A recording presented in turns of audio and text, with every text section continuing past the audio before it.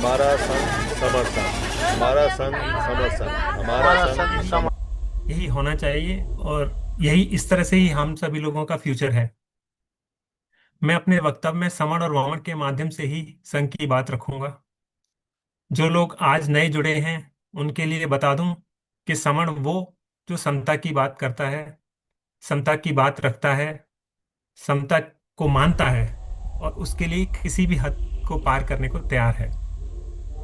ये वो समता है जिसे संविधान के प्रेम्बल में equality of status end of opportunity कहा गया है। और दूसरा जो है वमन, वो क्या करता है? वो ममता का काम करता है। और ममता का मतलब निर्दयता से वो अनइक्वलिटी पर काम करता है, inequality of status end of opportunity. जो कि प्रेम्बल में है इक्वलिटी, वो अनइक्वलिटी पर काम करता है। मतलब लोगों का हक मारना, उनको नीचा दिखाना, एड़ी चोटी का जोर लगा के इसी काम पे फोकस करना, यानी उसकी जो प्रकृति है वो वम है, विपरीत है। बड़े दुख की बात है कि वम प्रकृति का आज बोलबाला है। कारण साफ है कि उनकी चालाकियां, उनके तरीके आज भी वही हैं। पर हम समर जो है मुक्ति के मार्ग के लिए जब तक एक साथ खड़े नहीं होते, तब तक ये उनका जो तरीका है, चालाकी है, फूट डालो और राज करो, जो कि अंग्रेजों ने भी किया था, वही फॉर्मूला, वो पुराना फॉर्मूला है। जो ये फॉर्मूला है, फूट डालो और राज करो। और ये फॉर्मूला ज्यादातर वो लोग अपनाते हैं जो संख्या में कम होते हैं। जो संख्या में ज्यादा है उसको इसकी जरूरत नहीं पड़ती। और अगर कम लोग जब इकट्ठा होके और संख्या में ज्यादा लोगों को विभक्त कर देते हैं, टुकड़ों में तोड़ देते हैं, तो ये वो राज कर सकते हैं। ये जो है इतिहास में कई बार साबित हो चुका है और आगे भी होता ही रहेगा, क्योंकि फॉर्मूला पूरी तरह से सटीक है। दूसरों को किस आधार पे हम अलग अलग कर सकते हैं, या फिर जो लोग इस तरह से चालबाजियां करते हैं वो कैसे अलग कर सकते हैं जो वमन है? तो कभी तो भाषा भूषा हो, लैंग्वेज हो, है ना, या फिर ड्रेसिंग सेंस हो, भूषा जिसे बोलते हैं, या फिर जाति धर्म हो, कलर हो, किसी भी तरह से डिस्क्रिमिनेशन को they they try to find out. तो वो जो है उस चीज को पता करके लोगों को तोड़ने की कोशिश करते हैं। कुछ नहीं तो विचारधारा अगर हमें उनको पता चलती है तो वो उसको भी तोड़ने की कोशिश करते हैं। तो इस तरह से उनको पता है कि अगर उनकी संख्या कम है तो सामने हमें तोड़कर ही हमें किसी तरह से राज करना पड़ेगा। लेकिन हमारी जो बर्बादी है उसका जो मेन कारण है वो उनके तोड़ने से ज्यादा हमारा एक साथ न खड़ा होना है। जैसे मुट्ठी भर अंग्रेज, वैसे ही मुट्ठी भर वमन है इस देश में। ऐसा नहीं है कि वो उनकी संख्या कुछ है, वो मुट्ठी भर ही है। और समण को देखा जाए तो वो समुद्र के समान है, मतलब चारों तरफ फैले हुए हैं। लेकिन कौन राज कर रहा है? तो सोचो कि अगर वो मुट्ठी भर वमन और अगर हम समुद्र की तरह फैले हुए समण अपनी भी, अगर एक मुट्ठी भर भी लोग इकट्ठा हो गए तो उनकी मुट्ठी से टकरा के उनको चूर चूर कर सकते हैं। मतलब ये इतना आसान काम है। बस हमें अपनी सोच और अपने समझ को रखना पड़ेगा कि अगर हम अपनी सोच में कुछ ना कुछ क्यों परंतु और ये सब चीजें लगा लगा के कमजोर करेंगे आपस की कड़ी को, तो बात नहीं बनेगी। अब कुछ लोगों को लगता है कि कोई पोस्ट होनी चाहिए, किसी लीडरशिप में ही लड़ाई होती है, नहीं तो नहीं होती है। तो एक्चुअली ऐसा नहीं होता है। अब हमने देखा होगा कि श्रीलंका की सत्ता उखड़ी कैसे उखड़ी, बांग्लादेश हो, है ना, अभी हाल ही का एक नज़ारा हम लोग नेपाल का भी देखे। तो जब लोग इकट्ठा हो जाते हैं एक साथ, एक के साथ एक हाथ मिलाकर खड़े हो जाते हैं, तो बड़ी बड़ी सत्ताएं जो है तिनके की तरह बिखर जाती हैं। और जो शासक होता है वो हम देखते हैं कि हेलीकॉप्टर लेके भागते हुए नजर आते हैं। आपने बहुत सारे एग्जाम्पल्स में देखा होगा, इवन जो किसान वाला केस था उसमें भी देखा होगा कि जब किसान साथ आए, ऐसा कुछ लीडरशिप नहीं चाहिए, इकट्ठा हैं, एक साथ हैं, एक के साथ एक जुट के खड़े हैं,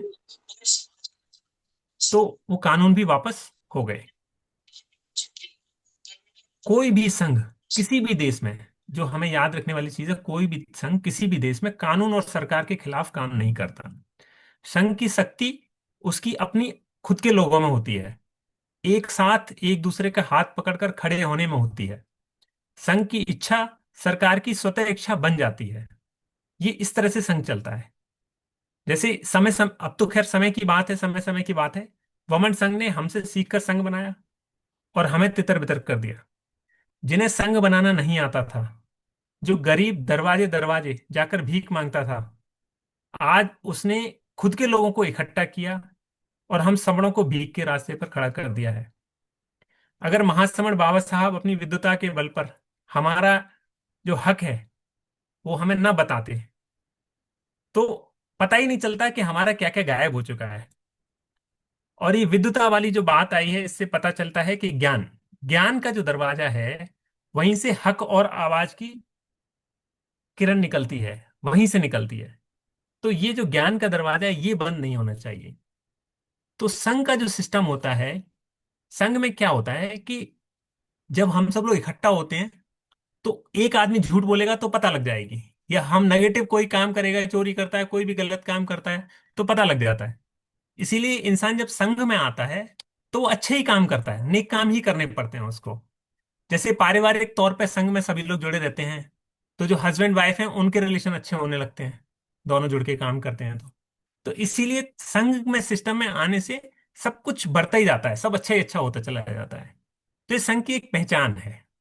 तो मैं आगे कुछ और चीजें भी बताऊंगा, जैसे कि वमन जाति। हमें से जाति तो इसलिए बोल रहा हूं क्योंकि वमनों को जाति में बहुत इंटरेस्ट है और समणों को जाति में कोई इंटरेस्ट नहीं है।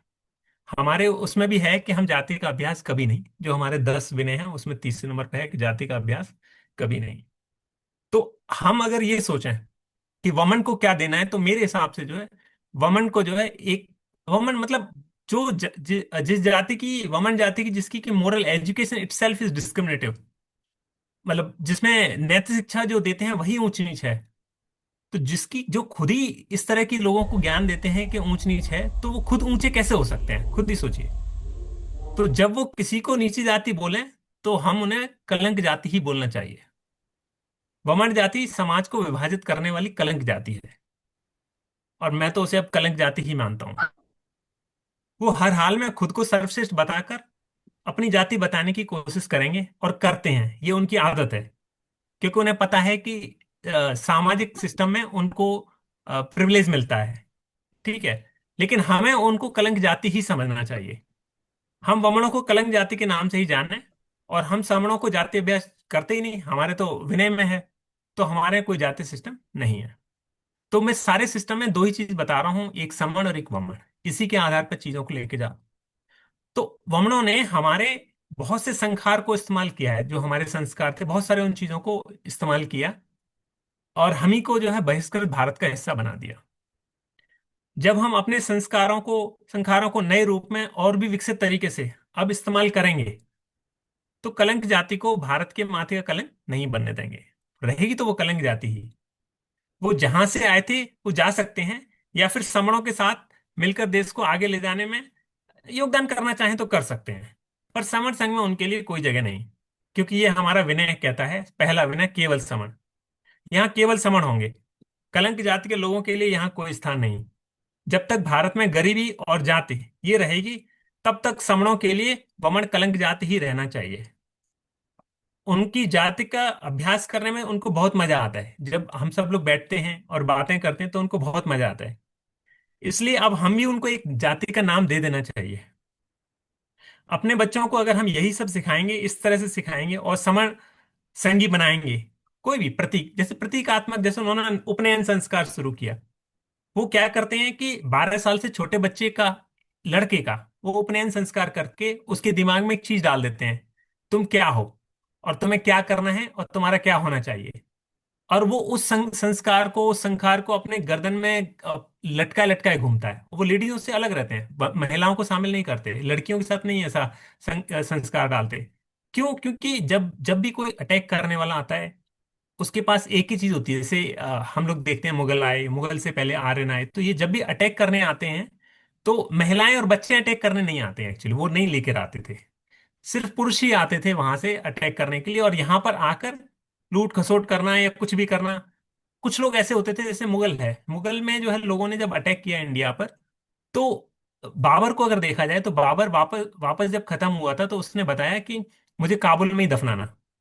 क्यों? क्योंकि उसका बचपन और उसका सारा सिस्टम काबुल में ही था, तो वहीं जाकर उसको दफनाया गया। लेकिन उसके बाद की संतानें जो जो कि एक आर्मी की जैसे आते हैं, तो वो वहीं के लोगों से शादियां करते हैं, वहीं की लड़कियों से शादियां करते हैं। तो अगर देखा जाए अकबर और बाकी सभी लोग, उसके आगे की जनरेशन जो भी है, वो हिंदुओं से, नॉट ओनली अकबर, उसके सैनिक और बहुत सारे सेनापति और बहुत तरह के लोग आए होंगे, वो यहीं पर आए, यहीं रहे, यहीं बसे। उन्होंने इंडिया को अपना बना लिया, अगर मुगल का सिस्टम की बात करें। और उन्होंने तमाम क्षत्रिय वंश के जो है लोगों से शादियां की, लड़कियों से, और यहीं पे अपना सिस्टम बनाया और रखा, और वो यहीं मरे। और उन्होंने उसके बाद किसी ने भी ये इच्छा नहीं करी कि मुझे काबुल ले जाके दफनाना है। तो ये चीजें होती हैं। तो जैसे जब आर्य इधर आए तो वो अपने साथ लेडीज लेकर ही नहीं आए। कोई भी आता है, नहीं आता है। तो हमें क्या करना है, हम समता को बहुत वैल्यू देते हैं, समता को। तो हमारे लिए लेडीज और जेंट्स दोनों बराबर हैं। तो हमें जो संस्कार करने चाहिए वो भी जो है दोनों के लिए करना चाहिए, इक्वल करना चाहिए, और 12 साल से पहले ही करना चाहिए। उसका कारण ये होता है कि जैसे ही 12 साल के बाद का समय आता है, तो बच्चा तब तक अपनी आइडेंटिटी को ले चुका होता है, ढंग से अच्छे से समझ चुका होता है। क्योंकि समाज और पेरेंट्स और सभी लोग उसके दिमाग में वो डाल चुके होते हैं। अगर हमने उसी समय अगर कुछ किया, तो हम जो है चीजें बदल सकते हैं, फ्यूचर बदल सकते हैं। क्योंकि ये फ्यूचर उन्होंने ऐसा नहीं है कि उन्होंने अपने तरीके, हम कोई कोई खुद के तरीके इजाद किए थे, नहीं। उनके पास जो तरीके थे वो हमारे अपने ही तरीके थे। उन्हीं को उन्होंने चुराया। क्योंकि वो तो दर दर भीख मांगने वाले लोग थे जो आते थे हमारे दरवाजे पर। लेकिन वो बाद में इकट्ठा होकर उन्होंने अपना संघ का सिस्टम बनाया। हमसे सीखा, संघ भी उनके पास नहीं था। तो ये चीजें हैं जो हमें थोड़ा सा सोचने की मजबूर करती हैं, और सोचना चाहिए। अच्छा, एक संखार में जो मेरे को जो लगता है, जैसे हम लोग देख रहे होंगे वुल्फ को हम ऐड करते हैं अपने इसमें अभी। तो वुल्फ जो मैं बहुत, मतलब मैंने पहले भी एक दो बार बताया है, वुल्फ जो होता है भेड़िया, उसके अंदर एक चीज, उसके अंदर कुछ कुछ अच्छाइयां होती हैं। जैसे एक तो ये है कि वो जुड़ना और जोड़ने में बहुत तेज है। मतलब जो भेड़िए होते हैं वो आपस में, जो वुल्फ होता है वो आपस में झुंड बना के रहते हैं, जुड़ के रहते हैं। इवन कोई शेर आए, कोई भी आए, सबके लिए सब पे भारी पड़ जाते हैं। वो बहुत बहुत मुश्किल होता है कि उनसे पीछे छुड़ाना, और वो डरते भी किसी से नहीं है। और बाई चांस अगर वुल्फ का बच्चा कोई लेके जाए, तो पूरा का पूरा उस उनका जो संघ है, उनका पूरा जो ग्रुप है, वो दुनिया जहान में ढूंढ मारता है। इंग्लिश जो है उसमें बोला जाता है कि जो वुल्फ है वो साइलेंट किंग बोला जाता है। साइलेंट किंग मतलब जिसका पता नहीं चलता लेकिन वो किंग है, साइलेंट किंग। आपने देखा होगा शेर को भी लोग सर्कस में नचा लेते हैं, लेकिन वुल्फ को नहीं नचा पाते हैं। अच्छा, वुल्फ पे मैंने कुछ और भी रिसर्च करी थी। जैसे कि आई वुल्फ यू, ये जो फ्रेज है आई वुल्फ यू, इसका मतलब है आई लाइक यू, और बिना किसी शर्त के मैं आपको पसंद करता हूँ, I love you in that way. तो ये कुछ कुछ बहुत सारे अच्छे अच्छे फ्रेज हैं।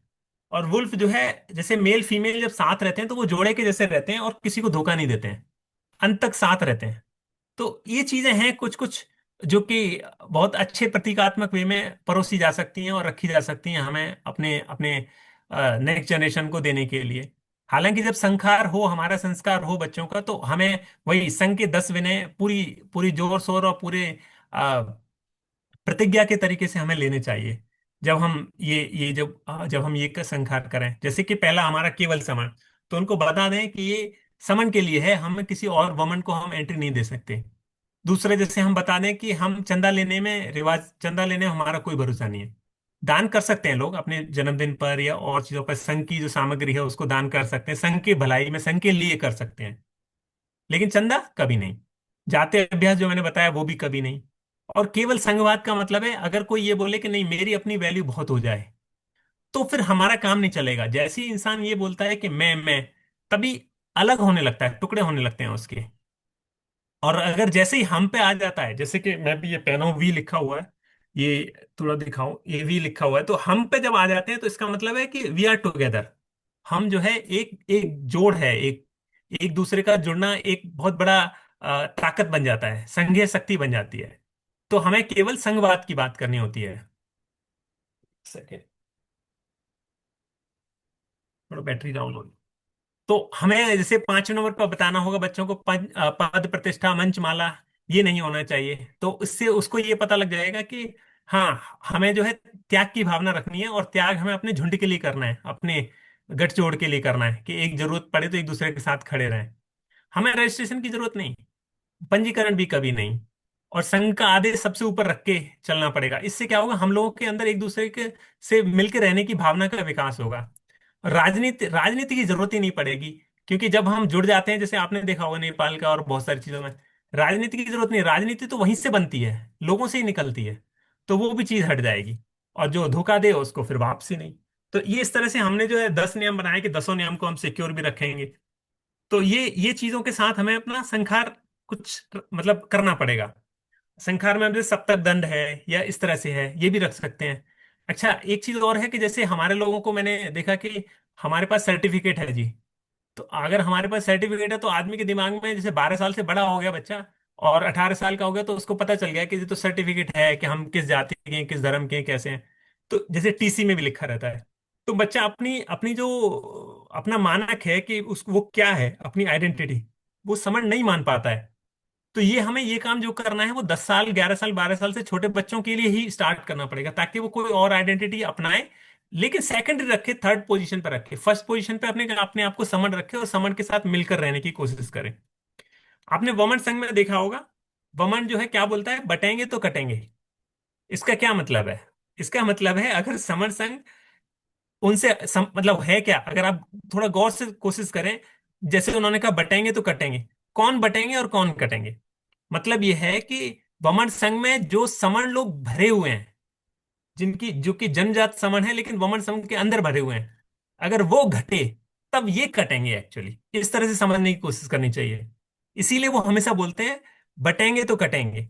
तो मतलब वो जो ये बोलते हैं वो अपने फायदे के लिए बोलते हैं, और हम उनके इस एजेंडा में शामिल हो जाते हैं, और बेवकूफों की तरह उनके साथ थाली और गाल बजाना शुरू कर देते हैं। जब हम अपने दिमाग को बजाना शुरू करेंगे, दिमाग को हिलाना शुरू करेंगे, तब पता चलेगा कि वहां पर समणों का जो झुंड है वो एक्चुअली समण संघ के लिए होना चाहिए था। क्योंकि समण संघ का उद्देश्य समणों का भला है, वमन संघ का उद्देश्य वमनों का भला है। हम उनके गोल में बैठ के हम क्या पाएंगे? कुछ भी नहीं पाएंगे। ये चीज जो है हमें देखना होगा। और हमने क्या पाया है अभी तक वमन संघ में? सिर्फ गुलामी मिली है, भूख, गरीबी, लाचारी, अशिक्षा, ये मिली है। अशिक्षा मतलब शिक्षा का जब दरवाजे बंद कर दोगे तो आवाज नहीं उठेगी किसी की भी, दिमाग ही नहीं चलेगा, हक की बात ही नहीं हो पाएगी। तो उनके पास जो है, आप सोचिए इस वमन संघ ने जब शुरू किया था तो उनके पास 100 सालों का एजेंडा लेके चलते हैं वो लोग, 100 100 सालों का, हजारों सालों का, कि कैसे क्या क्या करना है। और वो थकते हारते नहीं है किसी भी तरीके से कि आज क्या होगा, कल क्या होगा। और हम लोग क्या सोच सकते हैं कभी कभी कि यार हम तो जो है 500 नहीं जुड़े हैं, इतने लोग नहीं पहुंचे, यहाँ पर इतना नहीं हुआ। तो ऐसे हताश होने की, और अगर दो लोग भी हैं साथ में आपके, तो भी किसी को हताश होने की जरूरत नहीं है। क्योंकि ये लड़ाई बहुत ही अलग तरह की है। और पर जीत हमारी पक्की है। जीत हमारी पक्की इसलिए क्योंकि समणों की संख्या ही बहुत ज्यादा है। 90% समण है, और वो जो शुद्ध अगर देखा जाए तो, मैं मतलब एक चीज बताना चाहता हूँ कि जैसे मान लो 10% वमन है, 10% वमन में से जो शुद्ध वमन है वो हार्डली 3% होंगे, है ना। और 3% में भी लेडीजों को अगर निकाल दे तो वो कितना हो गया, 1.5% रह गए। और 1.5% में भी अगर आप अच्छे लोगों को निकाल दो, उनमें उनमें सारे के सारे बदमाश तो नहीं होंगे, अच्छे लोगों को निकाल दो, एंड मान लो आधे अच्छे हैं, तो हार्डली 0.25% रह जाएगा। मतलब 70 80 लाख लोग हैं जो सारे देश को घुमा के रखे हैं। हमारी संख्या 120 130 140 करोड़ होने के बाद भी हम उसमें से 20 30 40 50 60 70 80 लाख लोग इकट्ठा एक जगह नहीं कर पा रहे हैं, तो किसकी गलती है? जबकि जानते हैं कि हमारे साथ नुकसान हुआ है और हमारे हक कहीं और गए हैं। तो ये क्या है एक्चुअली? इसका मतलब है कि हम समझ ही नहीं पा रहे हैं कि हम करना क्या चाहते हैं। जैसे एक जगह किसी ने मुझसे पूछा कि संघ क्या करता है। अब इससे अच्छा है कि कुछ काम किया जाए, जैसे कि कुछ लोग शादियां कराते हैं गरीब लोगों की, है ना। कुछ लोग शिक्षा पर जोर देते हैं। संगठन है बहुत सारे, कुछ जैसे कि बुद्धिज्म का प्रचार करते हैं, कोई अपने रिलीजियस सिस्टम का प्रचार करता है। लेकिन जब उनसे पूछा जाए कि संघ क्या करता है, तो उनको समझ नहीं आता कि संघ क्या करता है। संघ अगर संघ आप देखो, जैसे किसी रिसेंटली क्या हुआ था कि अभी किसी एक आदमी ने बोला कि संघ जो है भारत का या विश्व का सबसे बड़ा एनजीओ है। वमन संघ के व्यक्ति ने बोला, ठीक है। तो सारे के सारे समर संघ में खेमे में हो गई कि भाई आखिर करता क्या है, मान लो इतना बड़ा एनजीओ है कोई, तो करता क्या है? और उसका करता नहीं पता चल रहा है कि आखिर वो करता क्या है। न तो वो गरीबों की कुछ करता है, न मदद करता है, भूकंप बाढ़ आती तो कुछ नहीं होता, वो फोटोशॉप करता है। फोटोशॉप करके कुछ कुछ दिखा देता है, अदरवाइज वो कुछ नहीं करता। लेकिन तब भी क्योंकि वो इकट्ठा है। अब देखने में सोचने में ये बात आती है करता क्या है, तो करता तो पता ही नहीं चलता है संघ का कि करता क्या है। संघ में काम ये है कि जुड़ना और जोड़ना, इकट्ठे रहना, एक साथ खड़े हो जाना, जब समितियां होती हैं तो एक साथ पहुंच जाना, इतना ही करना है। इसी से बहुत कुछ होने लगेगा, और हुआ भी है और हो रहा है। गवर्नमेंट संघ क्या करता है एनजीओ, एज ए एनजीओ, एक तो एनजीओ की तरह रजिस्टर्ड नहीं है, क्योंकि संघ तो रजिस्टर होते नहीं। तो वो करता क्या है, कुछ भी नहीं करता, और पर सत्ता की गर्दन उसने पकड़ रखी है अच्छी तरीके से। और आप सबको, हम सबको, समणों को क्या बोलेगा, सबका विकास, सबका साथ, सबका विकास, एक तरफ से। और दूसरी तरफ से अगर बोलो कि क्या डाइवर्सिटी को और इंक्लूसिवनेस को आप सपोर्ट करते हो, तो साफ मना कर देगा कि क्या डाइवर्सिटी क्या होती है। मतलब विविधता में एकता, जैसे हम इसको बोलते हैं, वो विविधता की एकता को वो नहीं, इग्नोर कर देता है, वो इसको मानता ही नहीं है वमन जो है। बस जब उसको वोट चाहिए, जब उसको अपनी पावर चाहिए, तो समणों को बेवकूफ बनाने के लिए सबका साथ सबका विकास वाला दोगलापन करता है। तो ये सब जो है कमाल की बातें हैं, बड़ी अजीबोगरीब बात हैं, कि हम जो है इतनी सी बात नहीं समझ पाते कि हमें क्या करना है। हमें अगर कुछ भी नहीं करना, सिर्फ साथ खड़े रहना है, आपस में मिलके रहना है, एक दूसरे की बातें सुननी है, नॉलेज लेनी है, नॉलेज शेयर करनी है, और अपने बच्चों के लिए रास्ता तैयार करना है। अब यहाँ संघ में मान लो 1,000 लोग बैठ जाएंगे एक जगह, तो आपको पता लगेगा कि कोई कहीं पर है, कोई आईआईटी से किया हुआ, कोई विदेशों में जा रहा है, कोई कहीं है। तो ये रास्ते और ये जानकारी कैसे मिलेंगी, आपको घर बैठ के तो नहीं मिलेंगी। तो आप सबको, हम सबको क्या करना है, हम सबको संघ में आना है। संघ में आएंगे तब हमारे को नॉलेज मिलेगी, हमें जानकारी मिलेगी। उस जानकारी से एक रास्ता खुलेगा, और वो रास्ता जो है एकदम से अलग ही होगा, जिसमें हमारे बच्चे और सब कुछ सफल होने लगेंगे। तो ये है, छोटी छोटी बातें हैं जो हम सबको समझनी चाहिए, और हम सबको रखनी है। अब जैसे आप जान रहे होंगे कि प्राइमरी स्कूल जो है वो बंद किए जा रहे हैं, है ना। हालांकि बोला भी गया है कि अभी नहीं किए जाएंगे, लेकिन बंद किया गया है। बंद किए जाने का वो भी है, आई थिंक 27,764 स्कूलों का है प्रावधान। तो वो क्या बोलेंगे कि ऐसी स्टोरी बताएंगे कि जो आपको सही लगेगी, कि क्यों बंद कर रहे हैं। वो बोलेंगे कि 50 बच्चों का स्कूल है, 50 से कम में रखते हैं, क्या करेंगे, इसे बंद करते हैं, बड़े स्कूल से मर्ज कराएंगे। छोटे स्कूलों में टीचर नहीं आते, ज्यादा कुछ नहीं होता। वो अपने सरकार में रहते हुए अपनी सरकारी स्कूलों की अगर बदनामी करते हैं, है ना, और हम सबको लगे कि हाँ बात तो सही है, कि इतने एक्सपेंडिचर पैसा बचेगा, इससे अच्छा इकट्ठा एक ही को रख दिया जाए। पर वो आपको ये नहीं बताएंगे कि एक एक इंसान की कितनी वैल्यू है। एक बच्चा, चाहे किसी भी गरीब गांव में रहता हो, किसी भी जगह पर रहता हो, एक छोटा बच्चा, क्या पता वही बहुत बड़ा साइंटिस्ट बनने वाला हो। तो उम्मीद की किरण, वो इस उनके दिमाग में ऐसा नहीं है, उन्हें पता है कि वो समर का सिस्टम है, इसीलिए वो नहीं करेंगे ऐसा। अब जैसे जापान में जो है, हमने देखा था कि जापान में एक लड़की थी, उसका नाम था काना हराडा। तो काना हराडा, और एक स्टेशन था, रेलवे स्टेशन, उसका नाम था क्यू शीरा ताकी। तो उन लोगों ने सिर्फ काना हराडा के लिए, कि जब तक वो लड़की ग्रेजुएट ना हो जाए, सिर्फ एक ही लड़की के लिए पूरा रेलवे स्टेशन जो है उन्होंने ऑन रखा, चालू रखा, जब तक कि वो ग्रेजुएट ना हो जाए। तो जापान में इतनी वैल्यू दी गई एजुकेशन को, कि क्या पता वहीं से कुछ ज्ञान निकले। तो किसी भी अपॉर्चुनिटी को वो छोड़ना नहीं चाहते। और हम लोग बड़े आराम से अपने बच्चों की किताबें बंद करा लेते हैं। अब आप ही सोचिए कि अगर स्कूल बंद होंगे, तो सबसे ज्यादा नुकसान तो लड़कियों का ही हो जाएगा। अपनी लड़कियों को 1 1.5 2 किलोमीटर क्यों भेजेगा। और प्राइमरी स्कूल में सोचिए, प्राइमरी स्कूल्स में बच्चे वैसे भी छोटे होते हैं। अब मेरे अपार्टमेंट में 2 छोटे छोटे स्कूल हैं, एक ही अपार्टमेंट में लेकिन 2 स्कूल हैं। यानी कि प्राइमरी और छोटे बच्चों के लिए तो स्कूल घर घर पहुंचने चाहिए। लेकिन हुआ क्या, हुआ ये कि वो किसी न किसी नाम से, कि टीचर नहीं आ रहे हैं, मिड डे मील्स की क्वालिटी खराब है। तो ये उनका तरीका क्या है, खुद ही क्वालिटी खराब करेंगे, टेंडर और कॉन्ट्रैक्ट देंगे, खुद ही अपने प्राइवेट स्कूल खोलेंगे। और उस तरह से धीरे धीरे करके, अब नेपाल में क्या है, नेपाल में क्या हुआ था कि ये जो हुआ है जेन जी का रिवॉल्यूशन, उसमें क्या था कि सभी जो सोशल मीडिया था, उस पे उन लोगों ने जो मिनिस्टर्स के बच्चों को दिखाना शुरू किया कि ये देखो कितने हाई फाई रह रहे हैं, लग्जरियस रह रहे हैं, और हमारे बच्चों की क्या हालत है। ऐसे ही सारे देशों में होते हैं। ये क्या है कि हमारे देश में भी आप देखो, बहुत से लोग हमें बताएंगे कि जो है हनुमान जी पहले अंतरिक्ष यात्री थे। अब यही मान लो लिख देंगे कहीं, तो आपको कैसा लगेगा, वो आपका बच्चा पास हो पाएगा, नहीं हो पाएगा। क्योंकि आपके बच्चे को बताएंगे हनुमान जी अंतरिक्ष यात्री थे, और अपने बच्चे को कहाँ भेज देंगे, किसी दूसरे देश में बढ़िया यूनिवर्सिटी में पढ़ने के लिए। तो ये चालबाजियां अगर हम नहीं समझेंगे ब्राह्मणों की और इस सिस्टम की, और उसके लिए कुछ नहीं करना है, हमें हमें ऐसा कोई बहुत बड़ी तोप नहीं चलानी है, हमें कुछ नहीं करना है, सिर्फ इकट्ठा रहना है, एक दूसरे का हाथ पकड़ना है, और खड़े हो जाना है जब जरूरत पड़े तो बस। लड़ना भी नहीं है किसी से, किसी से क्यों लड़ना है, लड़ने की जरूरत भी नहीं है। बस हमारी एकता की ताकत नहीं दिखती, क्योंकि हम एक नहीं है, और हमारे को एक रहने की आदत नहीं है। तो ये है, हमें वो अपने सिस्टम में बनाएंगे। अब जैसे मान लो मंदिरों की बात करें, तो अब यादवों की बात करें, कृष्ण के मामले में बोलेंगे कृष्ण यदुवंशी थे। आओ कृष्ण के मंदिर में आओ और हमें पैसा दो। अरे भाई तुम्हें क्यों पैसा दें, अगर ऐसा कुछ है तो यादवों को वहां पुजारी बना दो, पृष्ठ बना दो, और आप पैसा दो, ब्राह्मणों से बोलो तुम पैसा दो। अब यादव वो बनेंगे। पर वो ये बात नहीं मानेंगे। क्यों? क्योंकि उनका सिस्टम ही वमन है। वो हमें बेवकूफ बनाना है, सवर्णों को बेवकूफ बनाना है। तो ये चालबाजियां हैं। अगर हम इन चालबाजियों को नहीं समझेंगे तो फिर गड़बड़ हो जाएगी। तो ये जो है, मैं कुछ कुछ चीजें बताना चाहता था। अब जैसे एक और चालबाजी बताऊं। जैसे पहले क्या बोलते थे कि गर्व से कहो हम हिंदू हैं, घर घर में वो लिखवाते थे गर्व से कहो हम हिंदू हैं। अभी क्या हो गया कि हिंदू जो वर्ड है वो जियोग्राफिकल वर्ड हो गया। तो उसमें क्या आता पता चला है कि वो तो एक भाषाई गाली की तरह से इस्तेमाल भी हुआ है ये पहले के टाइम में। तो हिंदू तो सिंधु से, सिंधु में जो है एस नहीं समझ में आया तो एच समझ में आया, तो उसने हिंदू बोल दिया। हिंदू में अंग्रेजों को एच नहीं समझ में आया, उसे आई आ गया तो हिंदू हो गया। हिंदू से इंडिया, इंडिका बन गया। तो इस सिस्टम को फिर जब उन्हें समझ में आया तो उन्हें पता लगा कि उनके किसी शास्त्र धर्म में कहीं कोई हिंदू वर्ड नहीं लिखा, तो उन्होंने क्या कहा, सनातनी है। अच्छा, सनातनी वर्ड भी नहीं लिखा। मजे की बात तो यह है कि वहां वहां के सनातनी वर्ड भी नहीं लिखा। सनातनी वर्ड भी बुद्धिज्म से आया है। बुद्धिज्म के जो धम्मपद है पाली लैंग्वेज का, उसमें बौद्ध साहित्य में मिलता है ये सनातनी। उसमें लिखा गया था, नहीं वेरेन वेरानी सम्मंतीध कुदाचनम, अवेरेन च सम्मंति ऐस धम्मो सनातनो। ऐसा धम्म सनातन है जो कि बैर से बैर शांत नहीं होता। जो ये बात समझते हैं कि जो बैर से बैर शांत नहीं होता, इस तरह का धर्म है जो है ये सनातन। सनातन मतलब सदा का नियम, पुराना नियम।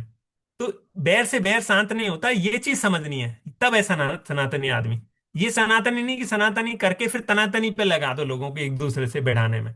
तो ये काम पवन संघ करता है। तो ये चीज हमें समझनी होगी, उनकी चालबाजियां समझनी होगी। और हमें बहुत ज्यादा कोई बहुत बड़ा एक्सरसाइज नहीं करनी है इसके लिए।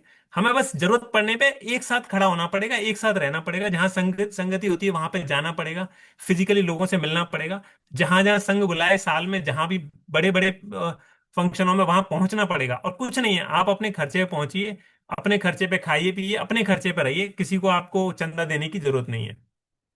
इस तरह से हम अपने संघ को मजबूत कर सकते हैं। और आप सब, हम सब ये नहीं सोचना चाहिए कि संघ क्या करेगा, संघ भाई इसकी गरीब की मदद नहीं कर रहा है, वहां नहीं कर रहा है। अरे संघ उस चीज के लिए नहीं बना है, उसके लिए बहुत छोटे छोटे संगठन, बहुत छोटी छोटी चीजें बनी हुई हैं ऑलरेडी, बहुत सारे बने हुए हैं। उससे किसी ने काया पलट नहीं करी, ना कुछ हुआ ना कुछ होने वाला है। यही एकमात्र रास्ता है। जब से पहले दिन से जब मेरे को ये पता चला इस संघ के बारे में, मेरे को एक मिनट भी नहीं लगी समझने में कि इससे इससे ऊपर, इससे आगे कोई रास्ता हो ही नहीं सकता। तो इसमें जो है लगातार मैंने पहले तो 6 महीने 8 महीने खूब समझने की कोशिश करी कॉन्सेप्ट को।